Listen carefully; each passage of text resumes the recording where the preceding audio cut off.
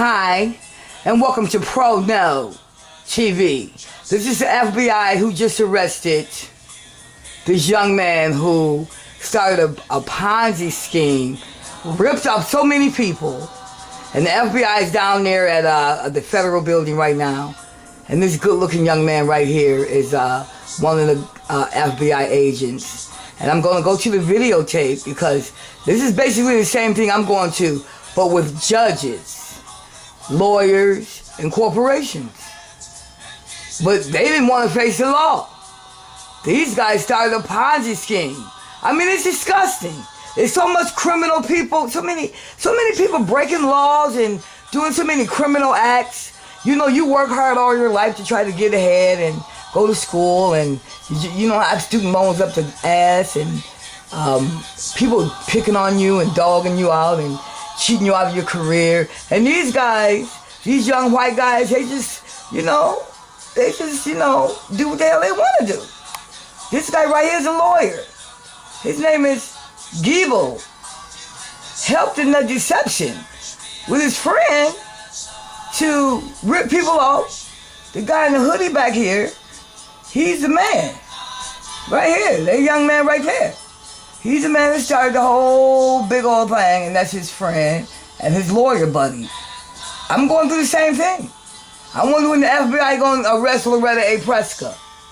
Okay? Because it's the same kind of fraud, corruption, abuse of power, thinking they're above the law because they got a good job. Isn't that crazy? Okay, guys, let's see what's going on here. I want this guy to mark his words when he might be the FBI agent to be arresting Loretta A. Prescott, the judge at the federal court.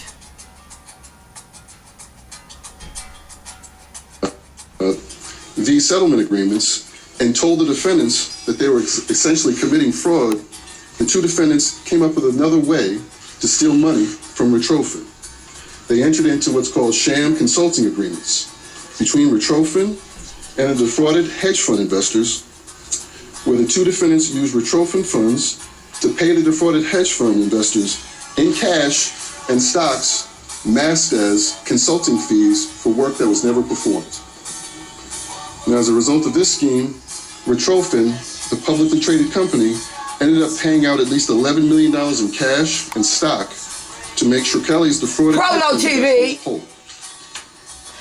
Finesse Now, these voiceover. charges in today's indictment highlight the brazenness and the breadth of Kelly's schemes and the outrageous web of lies and deceit weaved by both defendants, Kelly and Grable.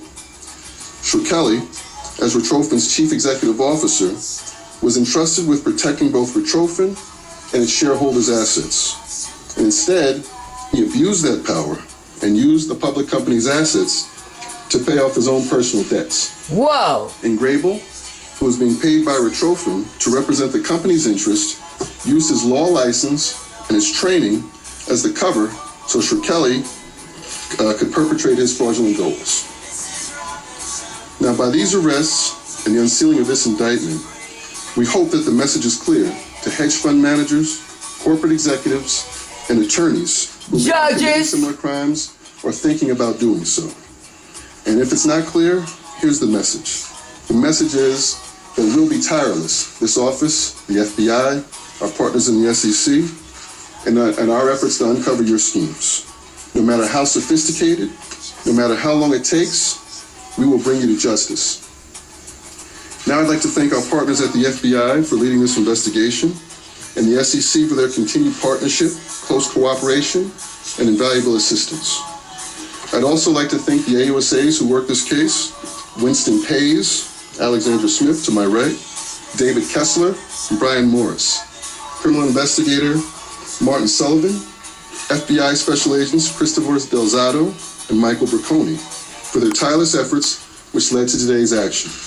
At this time, I'd like to introduce Michael Harpster from the FBI, and he'll provide you with additional details, after which Director Sheresny will address you.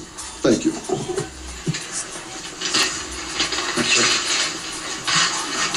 Good afternoon. These charges announced today describe a securities and wire fraud trifecta of lies, deceit, and greed. As charged, Martin Shirelli targeted investors and retain their business. Pro No by making TV. certain misrepresentations and omissions about key facts. Similar in the case to funds that Finesse Branch versus Viacom The hedge fund, Incorporated. however, was essentially worthless. Michael G. At Fricklis, this point, Shirley James allowed outside Rosenfield, counsel, attorneys, Evan Griebel, counsel was for fired to create a Viacom series of settlement Incorporated. agreements detailing the Davida payoff Rice, to benefit lawyer the capital for investors without the approval Oprah of Winfrey, Griffin's board of co-conspirator. directors. In the end, the settlement of the sham Co-conspirators. consulting agreements resulted in investors suffering a loss in excess of $11 million.